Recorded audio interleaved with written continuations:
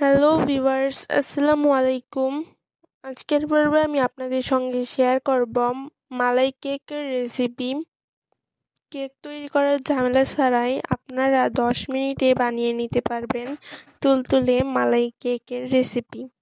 মালাই cake তৈরি করার জন্য প্রথমে আমি কিছু পাউরুটি নিয়েছি। এখন পাউরুটিগুলোর সাইডে কেটে নিব।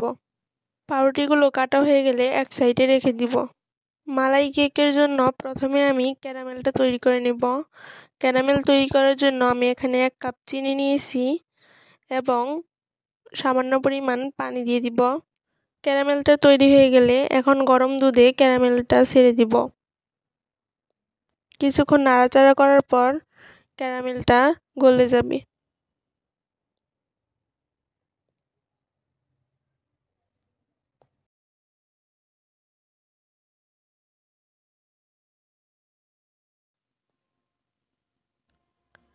এখন আমি 1 কাপ পরিমাণ চিনি দিয়ে দিব।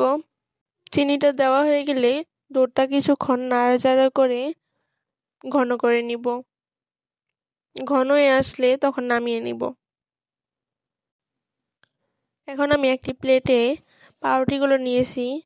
পাউরুটির উপর এখন মালাইটা দিয়ে দিব।